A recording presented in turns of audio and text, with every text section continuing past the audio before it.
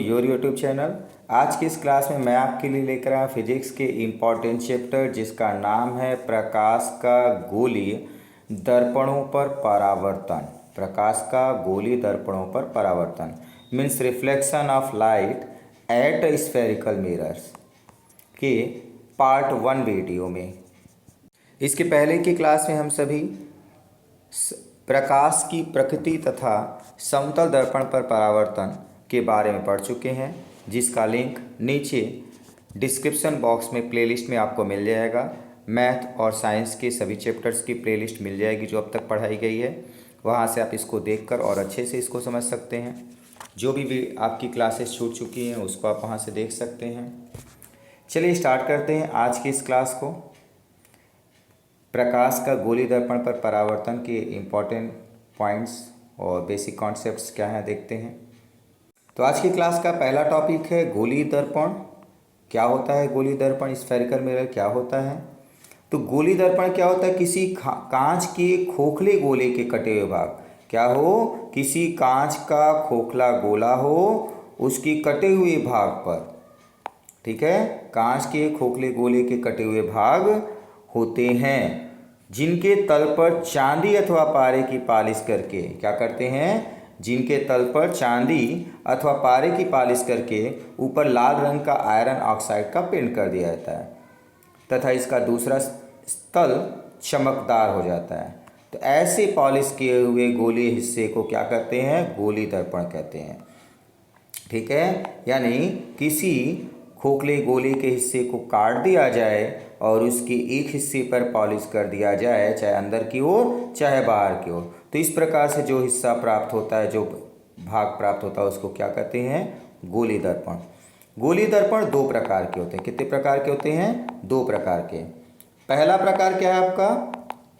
उत्तल दर्पण। पहला प्रकार क्या है? अवतल दर्पण। और दूसरा प्रकार आपका है उत्तल दर्पण। तो दो प्रकार, पहला अवतल दर्पण कॉनकेव मिरर, दूसरा उत्तल दर्पण कॉन्वेक्स मिरर। तो अवतल दर्पण क्या होता है? वह दर्पण जिसमें परावर्तन दबी हुई ओर से होता है। कहाँ से होता है? दबी हुई ओर से होता है। इस प्रकार के गोलीय दर्पण का मध्य भाग दबा रहता है, जैसा कि आप यहाँ पर चित्र में देख रहे हैं।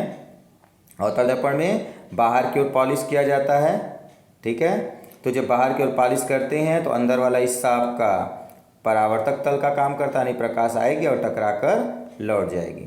तो इस प्रकार के दर्पण को क्या कहते हैं? कॉनकेव मिरर, यानी कि अवतल दर्पण।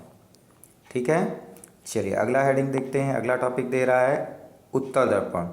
वह दर्पण जिसमें परावर्तन उभरे हुए तल से होता है। किससे होता है? उभरे हुए तल से होता है। उभरे हुए तल से होता है। इस प्रकार के गोलीय दर्पण का क्या है? इस प्रकार के गोलीय दर्पण का मध्य भाग उभरा हुआ होता है। ऐसे दर्पण को क्या कहते हैं? उत्तल दर्पण मीन्स कॉन्वेक्स मिरर। तो उभरा हुआ तल है, इसमें दबे हुए तल पर पालिश है, उभरे हुए तल से परावर्तन होगा। तो उभरे हुए तल से जब परावर्तन होता है तो इस प्रकार के दर्पण को क्या कहते हैं? उत्तल दर्पण, यानी कि कॉन्वेक्स मिरर। क्लियर है यहाँ तक? चलिए अगला हेडिंग देखते हैं, गोलीय दर्पण से संबंधित परिभाषाएं। तो अगला आपको दे रहा है गोलीय दर्पण से संबंधित परिभाषाएं, जिसका पहला पॉइंट दे रहा है ध्रुव। ध्रुव क्या होता है? पोल। ध्रुव पोल होता क्या है? गोलीय दर्पण के, क्या कह रहा है? गोलीय दर्पण के परावर्तक तल के मध्य बिंदु। तो आप ये देख रहे हैं गोलीय दर्पण रहा, ठीक है, ये आपका एक गोलीय दर्पण हो गया। इसका परावर्तक तल आपका जो भी है उसके मध्य बिंदु को दर्पण का ध्रुव कहते हैं। क्या कहते हैं? ध्रुव। और इसे किससे प्रदर्शित करते हैं? पी से। किस बिंदु से प्रदर्शित करते हैं? कैपिटल पी से प्रदर्शित करते हैं। ठीक है, सारे पॉइंट को कैपिटल पॉइंट से दिखाया जाएगा यहाँ पे। तो अगला पॉइंट आपका दे रहा वक्रता केंद्र। क्या दे रहा है? वक्रता केंद्र, यानी कि सेंटर ऑफ कर्वेचर। गोलीय दर्पण जिस खोखले गोले का भाग होता है उस गोले के केंद्र को दर्पण का वक्रता केंद्र कहते हैं और इसे कैपिटल सी से प्रदर्शित किया जाता है। किस बिंदु से प्रदर्शित किया जाता है? कैपिटल सी से प्रदर्शित किया जाता है। ठीक है, तो यदि ये आपका गोलीय दर्पण था, इसके अगर गोले को हम पूर्ण करें तो इस तरीके से आपका गोला पूर्ण होगा। तो गोले का हिस्सा जहाँ पर भी पूर्ण होगा उसके मध्य बिंदु यानी दर्पण जिस खोखले गोले का भाग है उसके केंद्र को दर्पण का वक्रता केंद्र कहते हैं। क्या कहते हैं? वक्रता केंद्र। तो उत्तल दर्पण का आपका हो गया, अवतल दर्पण का गोला इधर इस तरीके से होगा, इसका केंद्र आपका ये बिंदु मिला, तो ये क्या हो गया? वक्रता केंद्र। और इसे किससे प्रदर्शित करते हैं? कैपिटल सी से प्रदर्शित किया जाता है। ठीक है। ठीक इसी तरीके से अगली हेडिंग आपकी दे रही है, तो अगली हेडिंग आपका दे रहा है वक्रता त्रिज्या। वक्रता त्रिज्या क्या होता है? दर्पण, ठीक है, दर्पण चाहे वो उत्तल हो चाहे अवतल, वक्रता त्रिज्या के लिए रेडियस ऑफ कर्वेचर दर्पण जिस खोखले गोले का भाग होता है उसकी त्रिज्या को दर्पण की वक्रता त्रिज्या कहते हैं। अर्थात दर्पण के ध्रुव से वक्रता केंद्र तक की दूरी वक्रता त्रिज्या कहलाती है। ध्रुव P, ठीक है, पॉलिश कर दीजिए, और वक्रता केंद्र C के बीच की दूरी क्या कहलाती है? वक्रता त्रिज्या कहलाती है। क्या कहलाती है? वक्रता त्रिज्या। ठीक है। नेक्स्ट हेडिंग क्या दे रहा है? मुख्य अक्ष, प्रिंसिपल एक्सिस, गोली दर्पण के ध्रुव और उसके वक्रता केंद्र को मिलाने वाली रेखा। ध्रुव को और वक्रता केंद्र, ध्रुव बिंदु P और वक्रता केंद्र C को मिला दिया जाए तो मिलाने वाली रेखा दर्पण का मुख्य अक्ष कहलाता है। यानी क्या कहते हो उसको? मुख्य अक्ष। ठीक है। इसको दर्पण से आगे या पीछे कहीं तक भी आप खींच सकते हैं। ठीक है। तो ये पूरी रेखा क्या कहलाती है? मुख्य अक्ष कहलाती है। इसके बाद अगली हेडिंग क्या है? मुख्य फोकस। मुख्य फोकस क्या होता है? दर्पण के मुख्य अक्ष यानी कि प्रिंसिपल एक्सिस की समांतर आने वाली किरण दर्पण से परावर्तन के पश्चात मुख्य अक्ष के जिस बिंदु पर या तो वास्तव में मिलता है या मिलती हुई प्रतीत होती है। तो अवतल दर्पण में वास्तव में मिलता है और उत्तल दर्पण में मिलता हुआ प्रतीत होता है, उसे दर्पण का मुख्य फोकस कहते हैं। तो किस तरीके से आएगा? मुख्य अक्ष आपका PC बना हुआ है, एक हमने समांतर किरण खींचा AB, ठीक है, ये दर्पण से परावर्तन होगा तो कहाँ से जाएगा? मुख्य अक्ष के किसी बिंदु से जाएगा। जिस बिंदु से जाएगा उसी बिंदु को हम लोग क्या कहते हैं? F, यानी कि फोकस बिंदु, मुख्य फोकस कहते हैं। क्या कहते हैं? मुख्य फोकस कहते हैं। ठीक है। नेक्स्ट है फोकस दूरी। तो फोकस दूरी क्या होती है? गोली दर्पण के ध्रुव से फोकस तक की दूरी को दर्पण की फोकस दूरी कहते हैं। क्या कहते हैं? ध्रुव P, आप देख रहे हैं यहाँ पर ध्रुव P है, ठीक है, और फोकस क्या है? F के बीच की दूरी क्या कहलाती है? फोकस दूरी। और इसको किससे लिखते हैं? स्मॉल f से लिखते हैं। किससे लिखते हैं? स्मॉल f से प्रदर्शित किया जाता है। ठीक है। क्या है? दर्पण के ध्रुव P और फोकस F के बीच की दूरी को क्या कहते हैं? फोकस दूरी कहते हैं। इसे स्मॉल f से प्रदर्शित करते हैं। उत्तल दर्पण की फोकस दूरी धनात्मक होती है व अवतल दर्पण की फोकस दूरी क्या होती है? ऋणात्मक। उत्तल दर्पण की फोकस दूरी धनात्मक और अवतल दर्पण की फोकस दूरी ऋणात्मक होती है। ठीक है। उत्तल दर्पण में फोकस कहाँ पर आएगा? बाईं ओर आएगा, दाहिनी ओर आएगा। दाहिनी ओर की सभी दूरियां धनात्मक में लेते हैं और बाईं ओर की सभी दूरियां ऋणात्मक में लेते हैं। जैसा कि आप यहाँ पर देख रहे हैं, संख्या रेखा बनाएं तो ध्रुव को अगर मूल बिंदु ले लिया जाए तो मूल बिंदु लेते ही आपकी बाईं ओर आपका आएगा अवतल दर्पण में फोकस दूरी और दाहिनी ओर आएगा उत्तल दर्पण। तो उत्तल दर्पण की फोकस दूरी क्या होती है? धनात्मक। क्यों? क्योंकि उत्तल दर्पण में फोकस आपका दाहिनी तरफ आता है। कहाँ? दाहिनी तरफ। और दाहिनी तरफ की सभी दूरियां धन में ली जाती हैं। संख्या रेखा में दाहिनी तरफ की सभी दूरियां धनात्मक होती है। ठीक इसी तरीके से अवतल दर्पण की फोकस दूरी क्या होगी? ऋणात्मक होगी। क्या होगी? ऋणात्मक होगी। क्यों? तो अवतल दर्पण में बाईं ओर आता है, बाईं ओर की सभी दूरियों को कैसा लेते हैं? ऋण में लेते हैं, तो ऋणात्मक होगी। क्लियर यहाँ तक? तो फोकस दूरी धनात्मक और ऋणात्मक आपकी हो गई।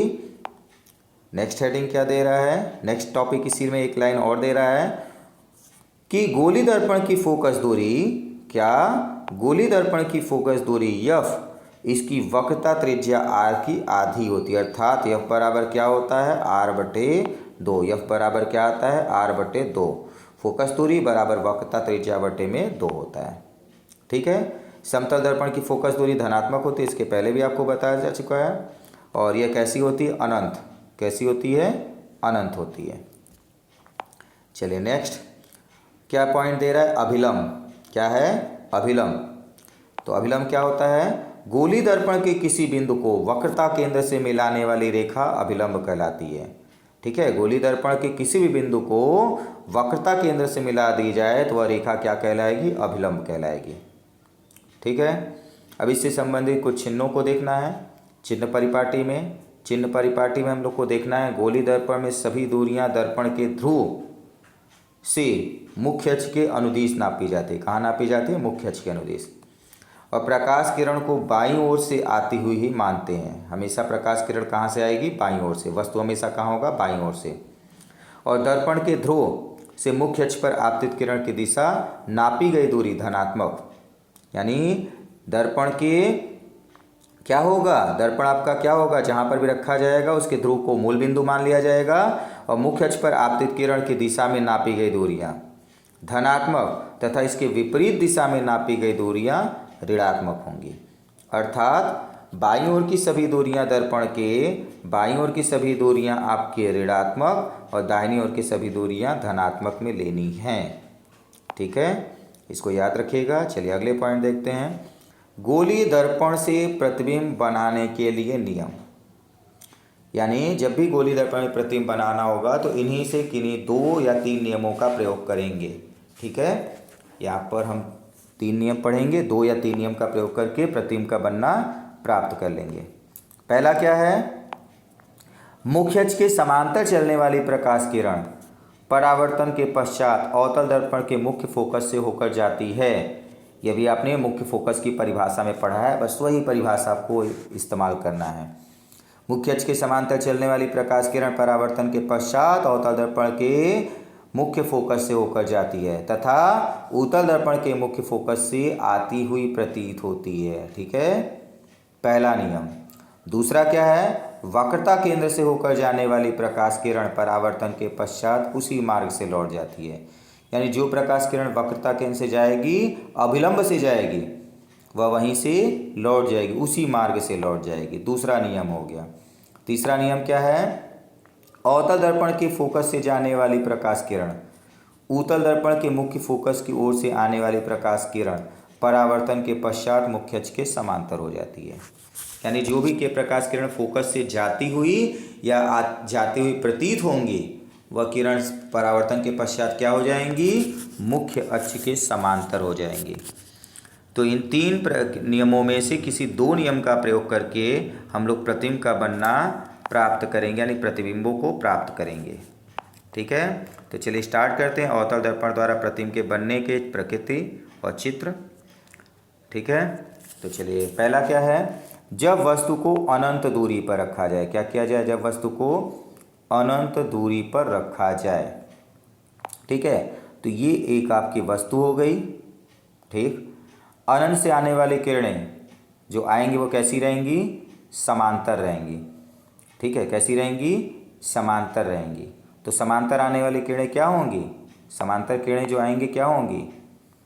ठीक है, पहला समांतर किरण हम वक्रता केंद्र से लेते हैं और तो उसी मार्ग से लौट जाएगी। क्या करेगा? उसी मार्ग से लौट जाएगा। दूसरी प्रकाश किरण हम फोकस से ले रहे हैं, तो फोकस से आने वाली किरण क्या हो जाती है? मुख्य अक्ष के समांतर।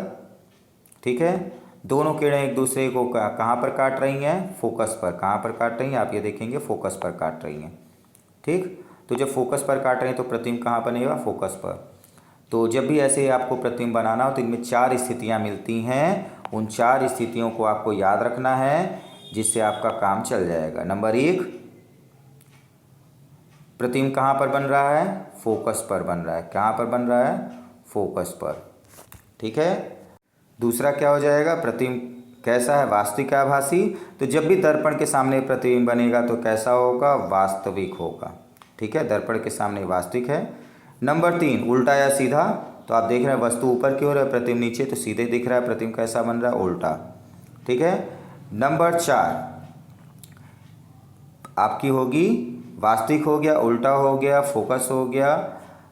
छोटा या बड़ा, तो छोटा या बड़ा में जब भी वस्तु अनंत पर है तो प्रतिबिंब कैसा बनेगा, छोटा बनेगा। कैसा बनेगा, छोटा बनेगा। ठीक है, प्रतिबिंब छोटा। तो इस तरीके से जब भी आप कोई प्रतिबिंब वस्तु के लिए कोई प्रतिबिंब बनाएंगे तो इस तरीके से 4 चीज़ों के बारे में बताना है, जैसा कि आपको चित्र में ही दिखाई देगा, बस आपको अलग से याद रखना है। तो आप जब वस्तु अनंत दूरी पर है तो प्रतिबिंब कैसा बन रहा है, फोकस पर, वास्तविक, उल्टा तथा छोटा बन रहा है। क्लियर है यहाँ तक? चलिए अगली स्थिति देखते हैं। इसी तरीके से अगली स्थिति बतानी है। तो अगली स्थिति क्या है, जब वस्तु को अनंत एवं वक्रता केंद्र के बीच में रखा जाए, यानी मुख्य अक्ष पर वक्रता केंद्र से थोड़ी सी दूरी पर रखा जाए, तो क्या होगा, वस्तु ए बी, इस स्थिति पर वस्तु को रख दिया गया, दर्पण आपका M1 M2 हो गया।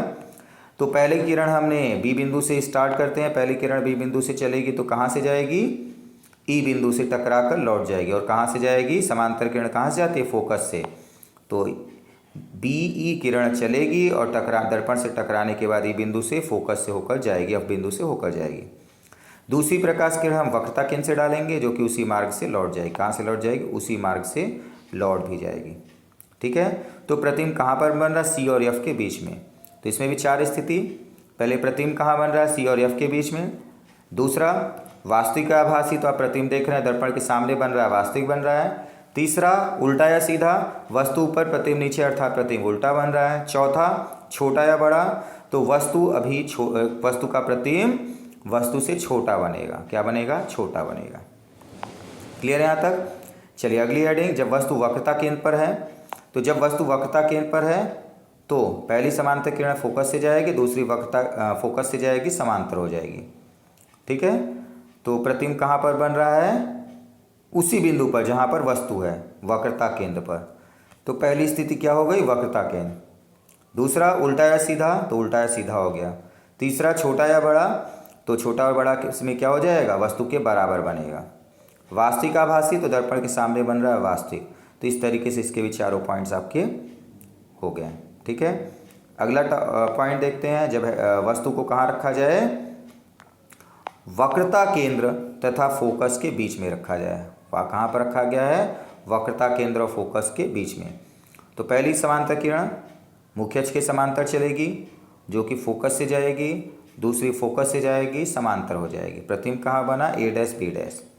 प्रतिबिंब कहाँ बना, A dash B dash. A B का प्रतिबिंब ए डैश बी डैश बन रहा है। ठीक है, कहाँ पर 4 स्थितियाँ क्या क्या हो रही हैं। तो पहली स्थिति है वक्रता केंद्र से दूर। कहाँ पर, वक्रता केंद्र सी से दूर है। ठीक है, दूसरा उल्टा या सीधा, तो यहाँ पर भी आपका उल्टा ही बन रहा है। जब तक वास्तविक प्रतिबिंब बनेगा तब तक उल्टा बनेगा। तीसरा प्रतिबिंब वास्तविक है, आभासी, दर्पण के सामने है, वास्तविक है।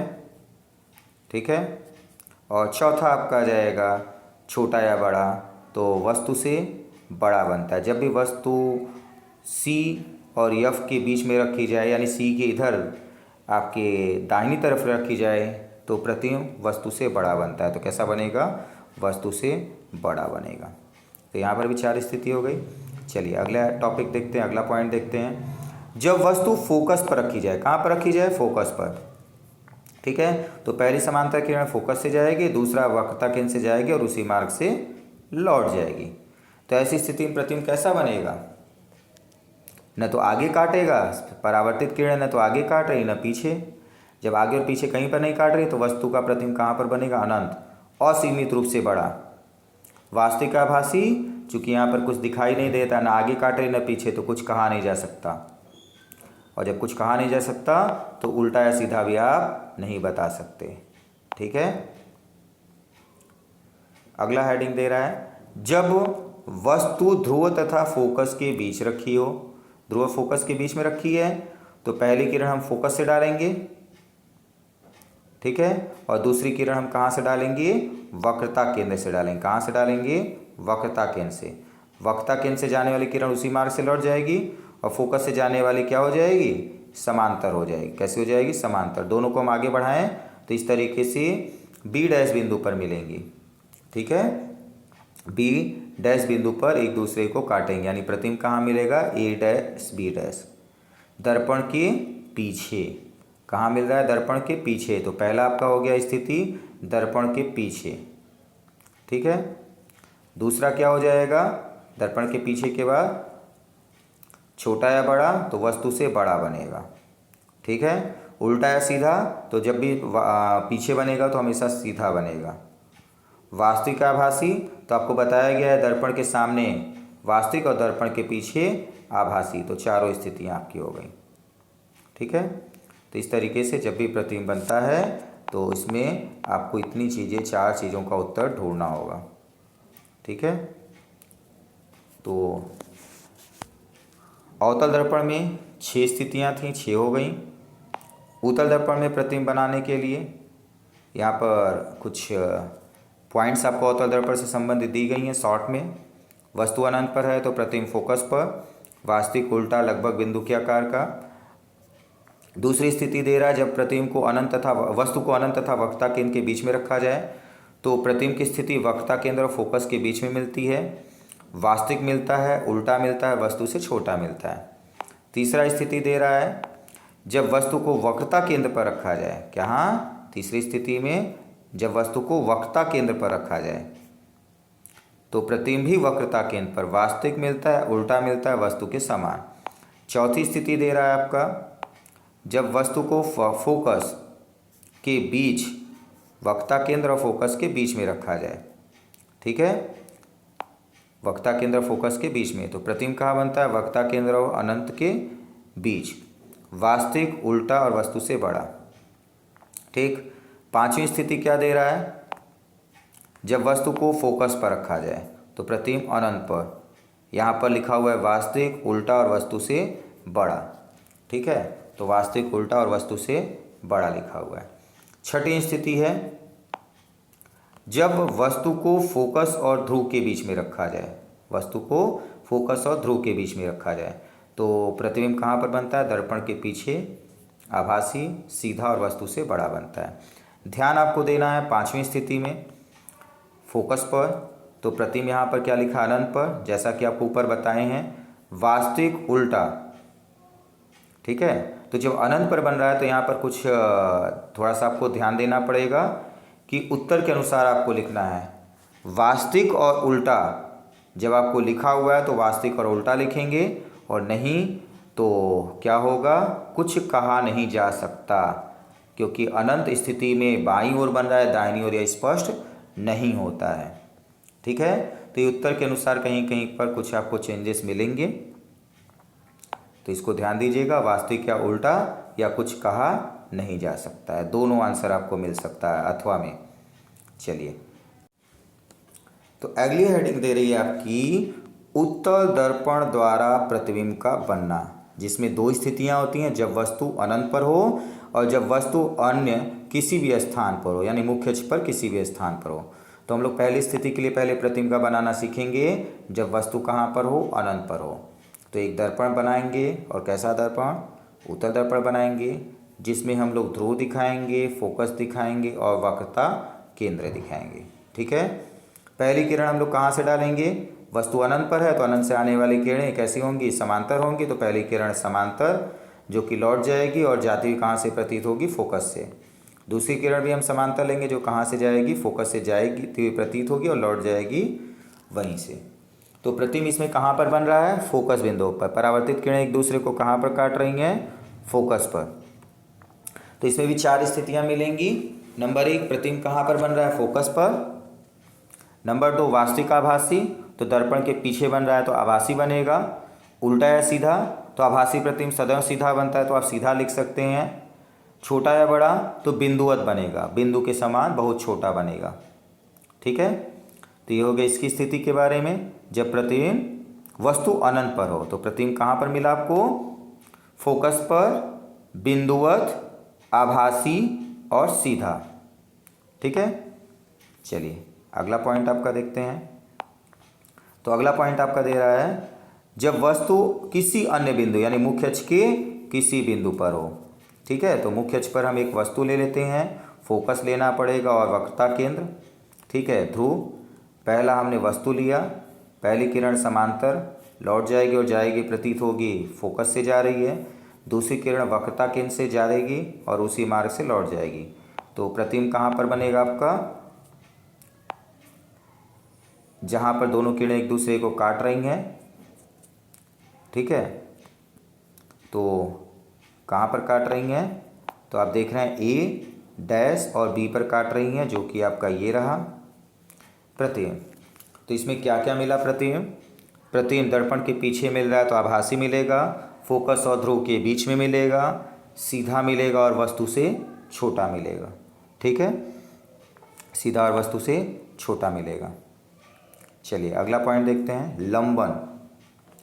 लंबन क्या होता है, यदि दो वस्तुएं भिन्न भिन्न दूरियों पर रखी हों तो आँख के दाएं बाएं ले जाने पर वस्तुएं एक दूसरे के सापेक्ष विस्थापित हो जाती हैं। कैसी हो जाती हैं, विस्थापित होती हुई प्रतीत होती है। एक बार दाएं आँख से देख, एक बार बाएं आँख से देखें तो विस्थापित होती हुई प्रतीत होती हैं। इसे उन वस्तुओं के बीच विस्थापनाभास या लंबन कहते हैं। इसका उपयोग करके किसी वस्तु के प्रतिबिंब की स्थिति के प्रयोग द्वारा ज्ञात की जा सकती है, ठीक है।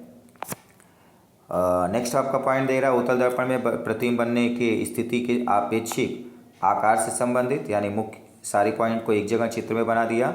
तो जब वस्तु अनंत पर है तो अभी आपने देखा प्रतिबिंब फोकस पर और दर्पण के पीछे अत्यधिक छोटा बिंदुवत आभासी और सीधा बनता है।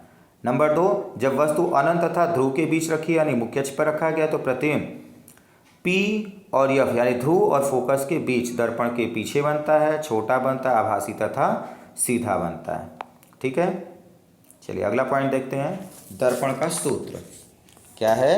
दर्पण का सूत्र क्या होता है, दर्पण का सूत्र, दर्पण के लिए सूत्र होता है 1/V प्लस 1/U बराबर 1/F, 1/V प्लस 1/U बराबर 1/F, जहाँ पर U दर्पण से वस्तु के बीच की दूरी है, यानी P और वस्तु के बीच की दूरी है। V क्या होता है, दर्पण से प्रतिबिंब की दूरी है, और F क्या होता है, दर्पण से फोकस की दूरी है, यानी F और P के बीच की दूरी है, ठीक है। अगला पॉइंट दे रहा है, यदि लेंस के लिए यही सूत्र प्रयोग करना हो तो मध्य स्थिति धनात्मक चिन्ह की जगह ऋणात्मक लेना है। यानी लेंस के लिए जब हम ये पढ़ेंगे तो 1/V minus 1/U equal to 1/F होता है।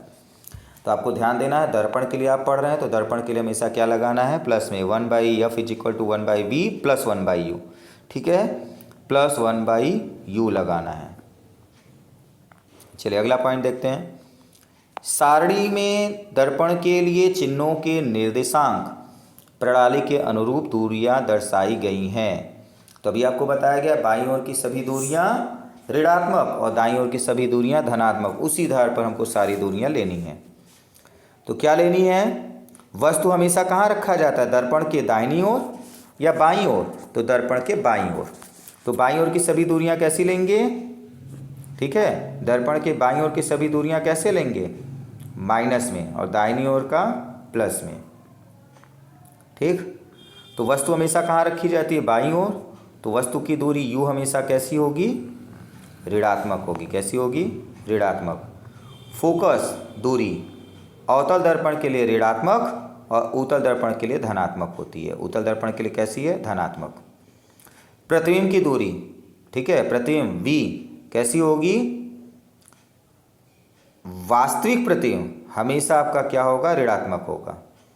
वास्तविक प्रतिबिंब क्या होगा, ऋणात्मक, और आभासी प्रतिबिंब क्या होगा, धनात्मक होगा, ठीक है, याद रखना है, आभासी प्रतिबिंब सदैव धनात्मक और वास्तविक प्रतिबिंब सदैव ऋणात्मक लेना है। चलिए अगला पॉइंट देखते हैं, रेखीय आवर्धन। रेखीय आवर्धन क्या होता है, लीनियर मैग्निफिकेशंस क्या होता है, प्रतिबिंब की लंबाई तथा वस्तु की लंबाई के अनुपात को रेखीय आवर्धन कहते हैं, और इसे स्मॉल m से प्रदर्शित करते हैं, ठीक है, किसे प्रदर्शित करते हैं, स्मॉल m से। तो रेखीय आवर्धन का सूत्र m बराबर क्या होता है, प्रतिबिंब की ऊंचाई बटे में वस्तु की ऊंचाई, ठीक है, यानी प्रतिबिंब की लंबाई बटे में वस्तु की लंबाई, बराबर क्या होता है, प्रतिबिंब की दूरी बटे में वस्तु की दूरी, ठीक है। ये ऋणात्मक मान के साथ लेते हैं तो -V/U आता है, यानी m बराबर -V/U या H'/H, जहाँ H' क्या है, प्रतिबिंब की लंबाई यानी ऊंचाई, और H क्या है, वस्तु की ऊंचाई है। क्लियर है यहाँ तक। चलिए आवर्धन ज्ञात करने के लिए भी सभी राशियों को निर्देशित चिन्हों के साथ लिखेंगे, यानी वस्तु सीधी है, ऊपर की ओर है, तो धनात्मक और नीचे की ओर है तो ऋणात्मक लिखेंगे। ठीक है, उम्मीद करते हैं यहाँ तक के पॉइंट समझ में आए होंगे। यदि वीडियो आपको पसंद आए तो वीडियो को लाइक कीजिए और अभी तक आपने चैनल को सब्सक्राइब नहीं किया है तो चैनल को सब्सक्राइब कीजिए। चलिए स्टार्ट करते हैं आगे के पॉइंट को। अगला पॉइंट है आपका उत्तल दर्पण के प्रयोग। क्या है? उत्तल दर्पण के प्रयोग। उत्तल दर्पण का उपयोग कब किया जाता है? यदि प्रतिबिंब वस्तु की प्रतीक स्थिति के लिए सीधा तथा वस्तु से छोटा हो तो दर्पण उत्तल है। क्या कह रहा है? प्रतिबिंब की वस्तु की प्रतीक स्थिति के लिए, यानी वस्तु को कहीं पर भी रखे और प्रतिबिंब क्या हो? प्रतीक स्थिति के लिए सीधा हो और वस्तु से छोटा हो तो दर्पण उत्तल होगा। क्या होगा? दर्पण उत्तल होगा। इस दर्पण के निम्न उपयोग हैं। नंबर 1, उत्तल दर्पण का उपयोग वाहनों में चालक के पीछे तथा बराबर के वाहनों को देखने के लिए किया जाता है। नंबर 2, सड़क पर लगे हुए लैंपों में पीछे परावर्तक तल के रूप में इस दर्पण का प्रयोग किया जाता है। ठीक है, इस तरीके से इनका प्रयोग किया जाता है, उपयोग किया जाता है। चलिए अगला आपका पॉइंट दे रहा है अवतल दर्पण का उपयोग। क्या दे रहा है? अवतल दर्पण के उपयोग। यदि वस्तु दर्पण के समीप रखने पर, यहाँ पर पहचान भी दे रहा है, यदि वस्तु को दर्पण के समीप रखने पर प्रतिबिंब सीधा व बड़ा बने। कैसा बने? सीधा व वस्तु से बड़ा, तथा दूर रखने पर उल्टा तथा वस्तु से बड़ा अथवा छोटा बनता है तो दर्पण अवतल है। ठीक है, तो कैसा होगा? दर्पण अवतल होगा। इस दर्पण का उपयोग कहाँ पर किया जाता है? दाढ़ी बनाने के समय प्रयोग किया जाता है, नहीं बड़ी प्रतिबिंब देखने के लिए किया जाता है। नाक, कान व गले की जांच करने के लिए डॉक्टरों द्वारा प्रयोग किया जाता है। परावर्तक के रूप में इसका उपयोग किया जाता है। परावर्तक दूरदर्शी में इसका प्रयोग किया जाता है। ठीक है, इस तरीके से इनका अवतल दर्पण उत्तल दर्पण का प्रयोग किया जाता है। चलिए इस चैप्टर के महत्वपूर्ण तथ्यों को देख लेते हैं एक बार, सारे पॉइंट्स को एक बार दोहरा लेते हैं। जिसमें से पहला महत्वपूर्ण तथ्य दे रहा है शीशे के टुकड़े की एक भाग पर चांदी या पारे की पालिश के बाद लाल रंग के आयरन ऑक्साइड का लेप चढ़ाकर दर्पण बनाया जाता है। यानी दर्पण बनाने के लिए शीशे के टुकड़े पर, यानी कांच के टुकड़े पर चांदी का या पारे का पालिश कर दिया जाता है और उसको बचाने के लिए, पॉलिश खराब ना हो, उसके ऊपर लाल रंग के आयरन ऑक्साइड का लेप चढ़ा दिया जाता है, पेंट कर दिया जाता है। तो इस हिस्से को क्या कहते हैं? दर्पण कहते हैं। ठीक है, अवतल दर्पण में परावर्तन दबे हुए तल से एवं उत्तल दर्पण में परावर्तन उभरे हुए तल से होता है। क्लियर यहाँ तक? दर्पण से संबंधित पद ध्रुव, वक्रता केंद्र, वक्रता त्रिज्या, मुख्य प्रधान यानी मुख्य अक्ष या प्रधान अक्ष, मुख्य फोकस, फोकस दूरी आदि होते हैं, जिनकी परिभाषा आपको ऊपर बताई गई है। ठीक है, दर्पण से संबंधित सभी दूरियां दर्पण के ध्रुव से चिन्हों की प्रणाली के अनुसार मापी जाती हैं। प्रधान अक्ष के लंबवत नीचे की ओर दूरी ऋणात्मक तथा लंबवत ऊपर की ओर दूरी ऊंचाई धनात्मक होती है। लंबन के उपयोग से किसी वस्तु के प्रतिबिंब की स्थिति का प्रयोग द्वारा ज्ञात की जा सकती है, यानी उसका स्थिति कहाँ पर है ज्ञात कर सकते हैं। अगला है लंबन के उपयोग से किसी वस्तु के प्रतिबिंब की स्थिति का प्रयोग द्वारा ज्ञात की जा सकती है। ठीक है, तो इस तरीके से इस चैप्टर में आपके जो भी इम्पॉर्टेंट पॉइंट्स थे और बेसिक टॉपिक्स थे वो कंप्लीट हो चुके हैं। ठीक है, प्रकाश का गोली दर्पणों पर परावर्तन आपका कंप्लीट हो गया है। प्रकाश की गोली दर्पण पर परावर्तन से संबंधित इम्पॉर्टेंट प्रश्नों को हम लोग नेक्स्ट क्लास में देखेंगे। आज के लिए इतना ही। यदि आपको वीडियो पसंद आया तो वीडियो को लाइक कीजिए और अभी तक आपने चैनल को सब्सक्राइब नहीं किया है तो चैनल को सब्सक्राइब कीजिए। उम्मीद करते हैं वीडियो आपको पसंद आया होगा। यदि किसी प्रकार की कोई दिक्कत आपको किसी पॉइंट्स में समझ में आती है तो कमेंट बॉक्स में ज़रूर बताइएगा। आज के लिए इतना ही। Thank you.